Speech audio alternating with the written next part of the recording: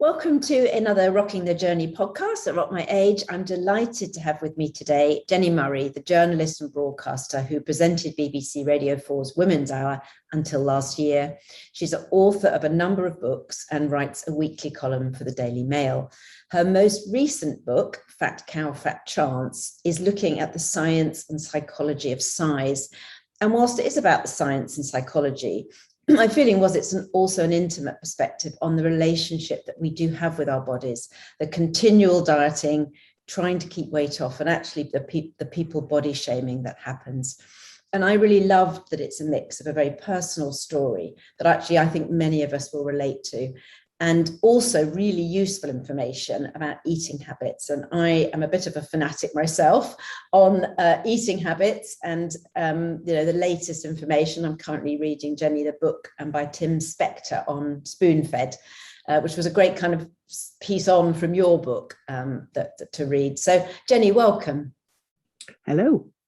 But I guess the first question I have is was it a cathartic writing for you of this book, because it is quite a personal, intimate piece around body shape, or was it more that you wanted to get the information and it's an extraordinary amount of information that you get through in this book to better inform people? Was it a mix of both, or did it start out as cathartic?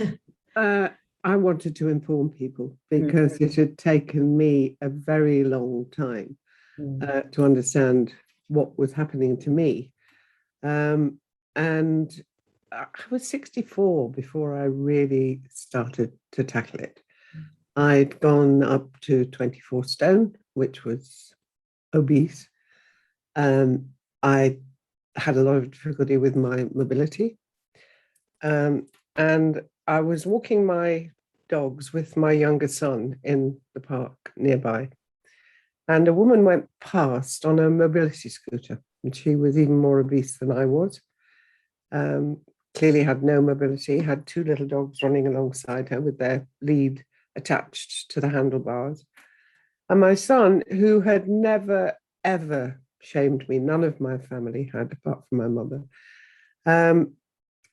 said, "Mum, I'm really getting worried about you, because if you don't do something about your weight, that's going to be you in a couple of years' time, and you hate it if you don't have mobility." So that's when I thought, right, this time I will do something about it. I know the diets don't work. I've done them over and over and over. You've done many, haven't you? I was extraordinary amount of different. I've done every diet that you can, Atkins, various everything. Yeah.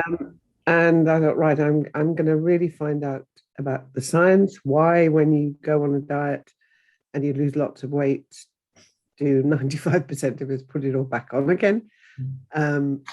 And what is actually now the best way scientifically to deal with what's happened to me? Not because I wanted to look thin and slim and wear gorgeous clothes and all of that sort of thing. I just wanted to be healthy. And I knew I was on the verge of type 2 diabetes, which I absolutely did not want to go down. So I started to research medical treatment, and it became obvious to me very quickly that having a gastric sleeve was the best way of going about it, which means 80% of your stomach is removed. And I knew people would say, "Oh, you're just taking the lazy way out." It's not the lazy way out. Do you really want to have such a serious operation? It's not such a serious operation. And I found a brilliant surgeon. He's professor of metabolic surgery in London. And I rang him and said, "Can I come and see you and talk about it?" And we started to talk about it. The problem with when you opt for those metabolic operations, it's really hard to get them on the NHS.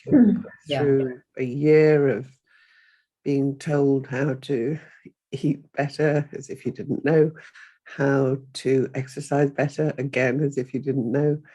And it's really hard to get one on the NHS. And you ended up having to go private, didn't you, in the end? Well, in the end, I decided, I mean, I'd lost both my parents. I'd inherited a little bit of money, not a lot. And I thought the best thing I can do with this to please my mother, who is mother, yes. Well, I'd love to pick up on that in a minute. Is use it to lose weight. And yeah, it cost me just over £10,000, but it was the best £10,000 I've ever spent. And two questions really there. I mean, you talk a little bit about just beforehand that, you know, there was obviously an element of fear in having it done. As you said, it didn't seem like a very major operation. I found it extraordinary. It was quite quick, but within 8 weeks, you'd lost, or by Christmas, you'd lost 5 stone. That was extraordinary. It fell off really, really quickly, to the extent that when I'd come down to 13 stones, I started to think, you don't want this. You don't want to be a skinny Lizzie. I was going back to think about Barbara Cartland, who I remembered years ago, had said to me, you know, my dear, as you get older, you have to sacrifice your face or your body. A lot of people say face or ass, but she said body. And I thought, you know, I don't, because I was 65, I thought, I don't want my face to just go wrinkly and crinkly. So ease up a bit. You can start having butter on toast and maybe a bit of jam, you know, all the things that dieters would tell you, oh, don't touch any of those, don't have bread, no. And make life worthwhile. We can have a bit of butter jam on our have a bit of pleasure in your food, and don't lose too much weight. Retain a little, I call it plumptitude. I like my plumptitude. It works really well, not just on the body, but on the face, as you say, as you're older. So, and I was interested in the point you made about, so sort of 4 years on, your weight stabilized at around 14 stone. And you talk about the set point. I didn't know about this in a sense that there's a certain sort of level that we each kind of, our metabolic system kind of settles at a certain weight that's right for us. I didn't know that. I didn't know that either. And it's scientifically proven that that's what happens when you have this kind of surgery. Not only does it reduce the amount of food that you can consume, so you start to get your portions right, which you may not have done in the past, and your metabolism reacts to what's going on, your hormones react to what's going on, and it settles. And that's exactly where I've settled. Maximum 14 stone, range a little bit between now 13 and a half and 14.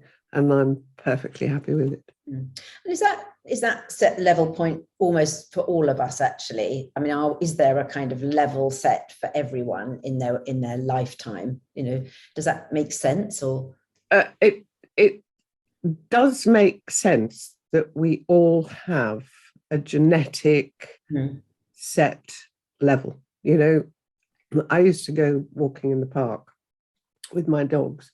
I had 3. I now only have 2. Unfortunately, my older one died recently. But he was a big Chihuahua.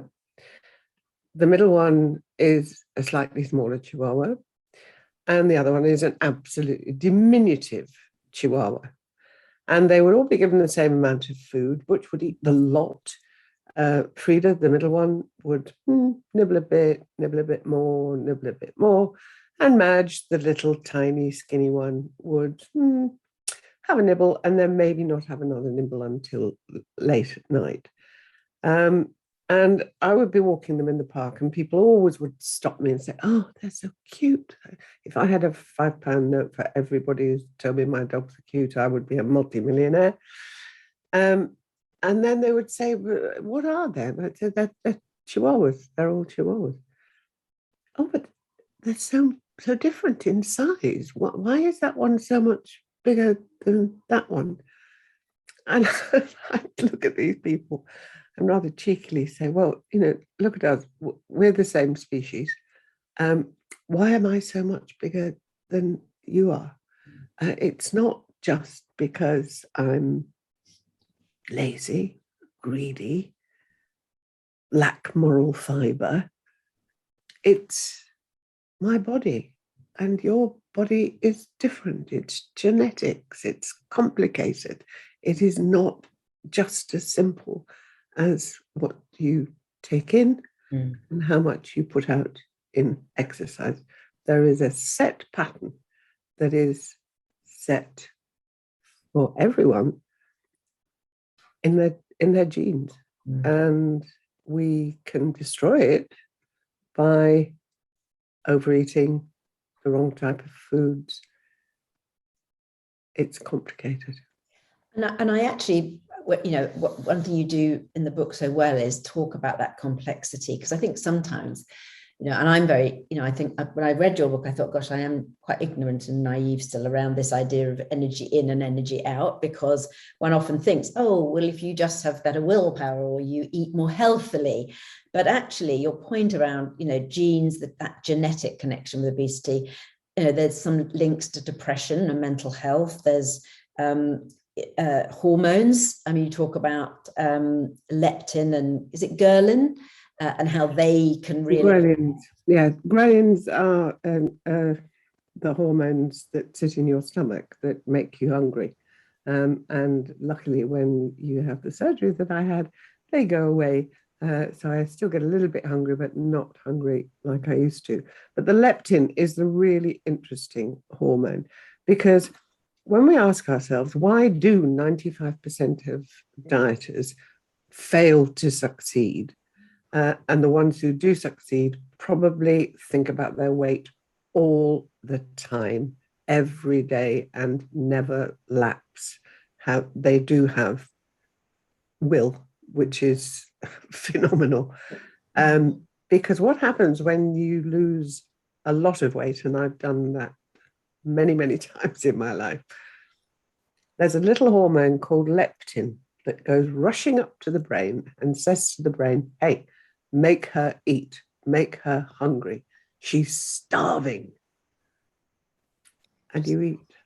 And you think, oh, I'm hungry. I can relax a bit. I've lost a lot of weight now. I could have that treacle sponge pudding if I really wanted it. And you just do what your body is telling you to do. And then you get obese, as I did. And you just picking up on that, Jenny, you talked there about, at times in your life, you've lost a lot of weight. And if I may just connect, you mentioned your mother earlier in the relationship you had with her, particularly as her relationship with size and your size. And, that there was a point where you, I think, went down to 7 stone at one point, and then had to always check yourself into a health clinic to work out how to eat again. Can you talk a little bit about that relationship with your mother and the relationship with food, and how that has really kind of been a thread through your life? I felt that was a thread, at least reading your book. I think it is for a lot of people. I was born in 1950. I had a mother who loved to cook and a grandmother who loved to cook. And suddenly they were able to get hold of all the things they hadn't been able to get hold of during the war. They could get sugar, they could get butter, they could make beautiful cakes, wonderful Yorkshire puddings. And so as their occupation was mother, grandmother, housewife, all of their energy was concentrated on producing a lovely clean house and wonderful food for their family.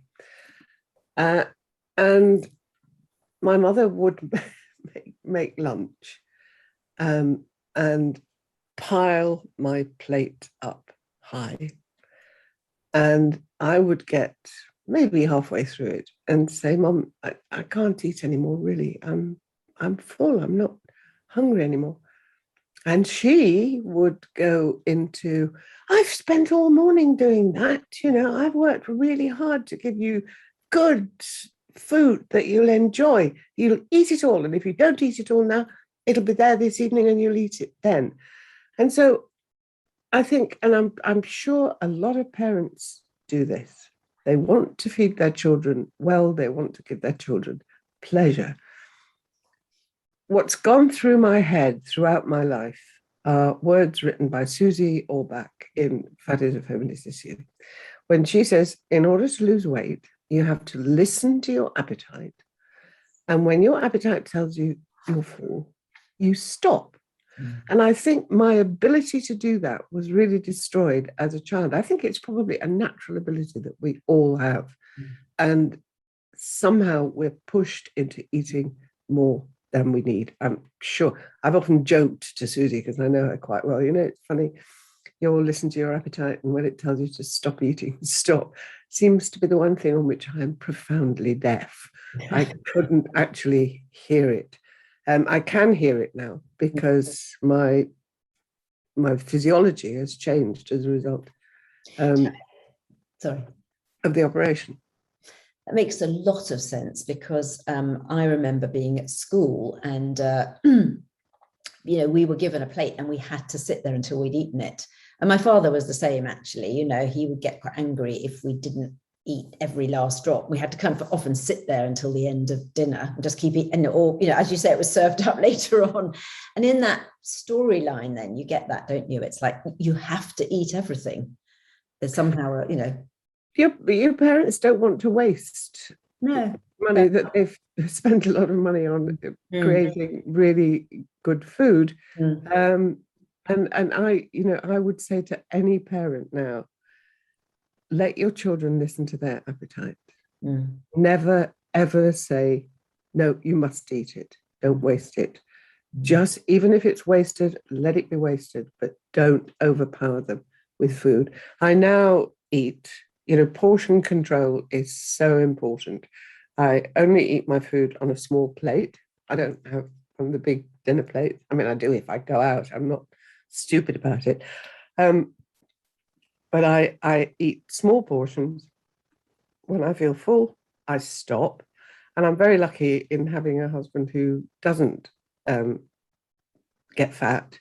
And I can always say to him, look, I can't manage this. Can you finish it? I'm doing my plate. And he scoffs a lot, which is fine.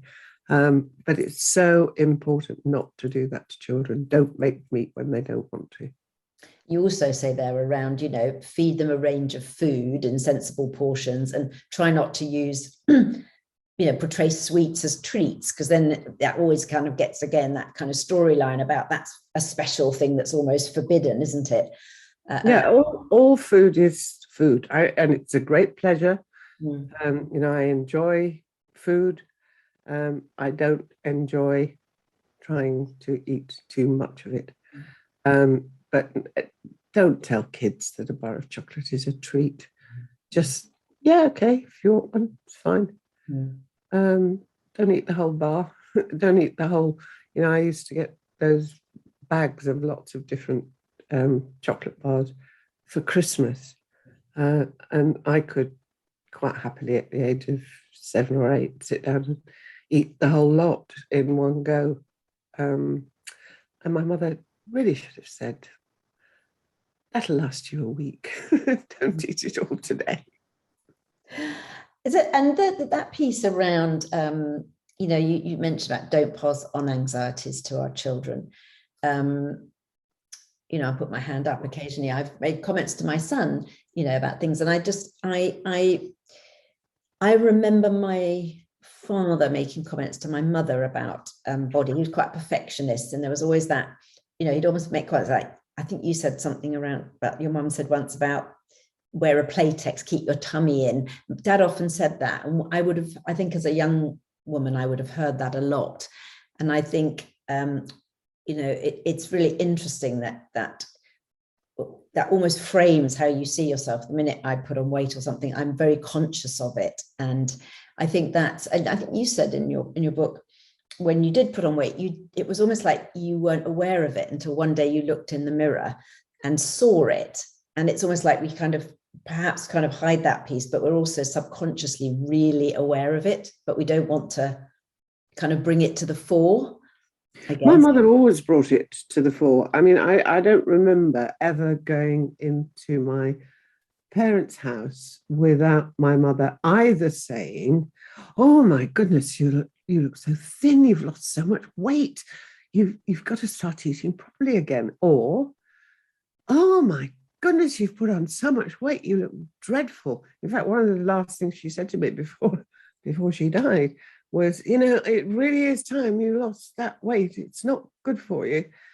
And she really was the one, as a small child, as a teenager, I wasn't really fat. I never got fat until started to get a little bit plump mid-teenage, when the food industry started to have a huge impact. And my mother thought it might be fun to buy curries that you could just that's right, the Vesta ones, wasn't it, or something you mentioned? And the curry, which was so processed, absolutely disgusting, but everything was so highly processed. We'd always had homemade bread. Suddenly, I was keen to have white sliced bread. That was what everybody else was doing. It's so much easier. The food industry has had a real impact on obesity. I used to love those frosted cornflakes. Just sugar. All of that cereal is just so... Yeah, really bad for you. But when I really had the first really serious problem was when I went to university, which I think is not at all uncommon, because we walk away from family cooking that's usually good quality, even if there's too much of it. And you spend a lot of time, first of all, you learn to drink. You go to the bar, you drink alcohol in a way that you've never done before. You go to the canteen, you eat lots of chips and really not healthy food at all. And in the student house that I was in, we used to make a lot of toast late at night and sit around chatting, eating toast. And I went from, I think I was 9.5 stone when I first went to university. And my parents were abroad. My father was an engineer and did a lot of work abroad. He'd been working in Turkey. My mother had been staying with him. They were coming back and hadn't seen me for a good year. And they decided they'd drive back across Europe. They'd take the ferry in Rotterdam and come back to Hull, which is where I was at university. And I would go down to the ferry terminal and meet them, which I did. So, of course, I had long hair down here, and I had put on weight. So I'm standing there as the cars are coming off, and my father drives straight past me, and I'm waving like crazy, "Mom, Dad," and they stopped. And my dad jumped out of the car and rushed over and gave me a big hug and a kiss. And my mother just sat in the passenger seat. And so we went to the car. I got in the back. And my mother turned on me and said, "Good God, what's happened to you? You look like a baby elephant." And just went on and on and on and on about how fat I had become. Compared to how fat I became later, I was not really fat at all at 11 stone. But I knew I had to do something about that, because she had really upset and angered me. So I went to the doctor and I said, "Look, I need some help to lose weight." And he said, "Okay, I'll make a prescription for you." And then about 6 months after, I took the tablets absolutely religiously, and found a diet in a magazine. There were lots of diets in magazines, and it recommended eating nothing but boiled eggs and tomatoes, which I did. And then my tutor called me in and said, "Jenni, I'm getting really worried about you. You've lost so much weight. Your work has deteriorated. It's not as good as it was when you came. What are you taking?" And I don't know, I don't do drugs. I'm not doing any drugs. A lot of people were beginning to do them, but I didn't. And he said, well, you must be taking something because you often seem quite upset. And I said, well, only these that the doctor gave me. He said, come on, show me what it is. And I showed him these. He said, oh, good grief, they're black bombers. And I said, black bombers? He said, they're amphetamines, really, really strong amphetamines to stop your appetite, but they're also really affecting you mentally. So he sent me off to the University Health Centre. The young man who'd given me the pills, I think, got the sack. And I weighed, I can never remember really whether it was 6 or 7 stone, but I know I was dangerously thin, verging on anorexic.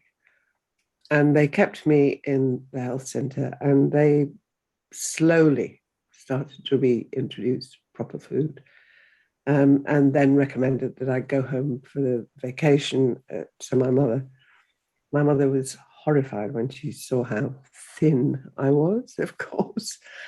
And for a while after that, I slowly gained weight, but didn't become obese. But it was a real lesson in not overdoing it. You know, it was dangerous, really dangerous. And you talk around that issue of, I mean, almost there's 2 degrees of anorexia and obesity, but often anorexia is talked about as a disease, whereas obesity isn't. And sometimes it feels like obesity is seen as people, you said that, you know, they should just be able to lose weight, whereas anorexia is seen as much more of a medical disease. Is that, what do you think about that going forward? Do you think that obesity should be seen as more as a disease so that people could actually, you know, if it's linked to mental health or it's linked to other things, that actually they get more help with it than body shaming? Absolutely, absolutely. And, you know, as I said, it's really difficult to get the correct treatment on the NHS. And type 2 diabetes is one of the most dangerous diseases that we have. It's incredibly common. It's undoubtedly related to weight. And I worked out with a friend of mine that the operation that I had, which if I'd had it on the NHS, would have cost £10,000. And it would have paid for itself completely within 3 years because I didn't get type 2 diabetes. I retained or regained some of my mobility.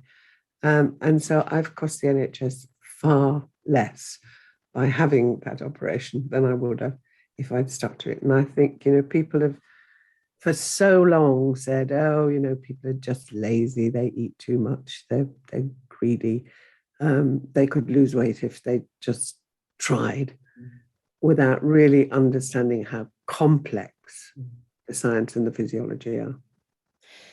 And if you were talking to, we talked a little bit about, you know, advice to parents, if you were, you know, linked to that, if you were talking to a woman now that was, I don't know, any age really, you know, as you said, some, you know, at university, you went through a real challenge with that and a process, and, you know, and I think, and then you said at, you know, 30s, you had children, but you gained weight and lost weight. And then 40s, weight became a problem again. And then I think the time change of Women's Hour, at one point you talked about that affecting, you know, the metabolism and going into... Because, you know, if you get up at 5:30 in the morning, you add in a whole other meal. Yeah. You know, I used to go in and have 2 lattes and a couple of croissants. And then I was hungry again, early lunch, hungry again at tea time, hungry again at night time. That stretches the day out so long, and it's very common for shift workers to put on a lot of weight. And so, you know, thinking about a woman now that was going through that, because I was fascinated that, as you said, you tried pretty much everything, Atkins, and you obviously very sadly got breast cancer at one point, so chemo and steroids had an impact.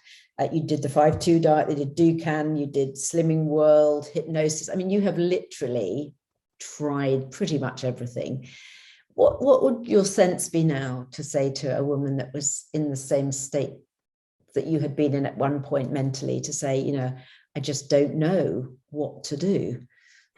Never do a drastic diet, because it's the really drastic diet that cause the problems, because of the leptin, the little hormone that goes up to the brain and says, oh, make her eat, she's starving, she's losing far too much weight. What you have to avoid is making that shocking change in your body, because, you know, I would lose 4 or 5 stone, get this massive hunger, give myself the excuse to have a treacle sponge pudding. I do talk a lot about treacle sponge pudding. It's my favorite thing in the whole world. Same here. And put it all back on again and more. And that is a really dangerous way. If you are worried about your weight, if it's drastic, you know, if you're really obese and really find you're affected by it, your health is affected by it. That's the most important thing for me, not the way you look, but how healthy you are. Go for what I went for. You know, try to get it treated surgically. It works. It certainly worked for me. But if it's not so drastic, just feed yourself on a small plate. Give yourself a small portion. Eat whatever you want, just don't overeat whatever you want. Because that, it seems to me, is that the root of the problem, that people have learned to eat too much. Some people, you know, I've got a friend, Sally, with whom I have had dinner for donkey's years. It's a great treat, maybe once a fortnight, to go out somewhere. And we used to go to a restaurant which served the best chips in London. And she could eat every bit as many chips as I could. She didn't put on an ounce. I look at a chip and I put on half a stone. So, you know, we have to be aware that it's a very personal thing. You won't be like anybody else. I hate people like, what's her name? Kate Moss, who says, nothing tastes as good as skinny feels. Yes, it does. You know, I've been skinny, and I know food tasting good is definitely better. You have to find a way to do it for yourself. Don't go for Atkins, Dukan, all of those things. Just learn how to eat sensibly. It's to eat what your body needs, and it's personal. As you said, that listening, I thought that was really such a fundamental and foundational thing to say. Learn to listen to what your body needs, you know, listen to the appetite, because we generally just sit down, don't we? And we eat and we're talking and we're watching TV or whatever. And we don't think about that. We don't think about the listening. Absolutely. Listen to your appetite. And I think one of your colleagues or friends, was it Susie Orbach, said, which I thought was a lovely statement, just to kind of wrap up, which was around, you know, we need to move away from talking about beauty as linked to weight. There are many aspects of beauty in all of us. That's the reason I called the book by the strong title. You know, quite a few people said, oh, that's a strong title, Fat Cow, Fat Chant. The fat cow is there because it was said to me so many times. You know, I'd be walking the dogs in the park, or just going down to the shops, or even sitting in my Mini, going up to the lights, and some bloke or group of blokes would shout, fat cow. Wouldn't go there, would you? And I never want to hear that expression used ever again at anybody. The first time I realized quite how serious that was after I'd started to research the science, and I went to a conference, and one young metabolic surgeon, an Irish guy, stood up. So there's an audience full of people who are either in nursing or medicine, in this field, or people who are very obese or have been very obese. And he stood up and he said, have you ever noticed, the hate crime legislation covers such a long list of things: gender, sexuality, disability, he listed them all off. And then he looked at the audience and said, what is not on that list? And the whole audience went, oh my goodness, obesity is not on that list. So it is not considered a hate crime to call somebody a fat cow. It is a hate crime. And, James Corden, who's a lovely chubby lad, on his programme, when quite a few journalists in this country were saying, oh, we should fat shame these people, that would make them lose weight, they'd be so ashamed, they go on a diet. And James Corden said, fat shaming doesn't work. If fat shaming worked, there would be no fat kids in school, because they're never chosen to be on a sports team. They get called names by their friends. They don't have friends. They get terribly depressed. Their work suffers because they're fat. And instead of going and trying to lose the weight, they go and have another chocolate bar. It doesn't work. And really the aim of this book is to say it's more complicated than you think it is. Fat shaming doesn't work. And never, ever, ever call anybody a fat cow. Jenni, thank you so much. It's been a brilliant conversation. I love the book. It was such an eye-opener for me. It's such a valuable book right at this moment for people. And for, I know our listeners, I think it's just going to be so, so valuable. So thank you so much. It's been such a pleasure talking to you. Thank you. Bye-bye. I hope you enjoyed the conversation today. And if you'd like to listen to more conversations with inspiring women, do look at our website, rotmyage.com, or register to have them delivered direct to your inbox. Until next time.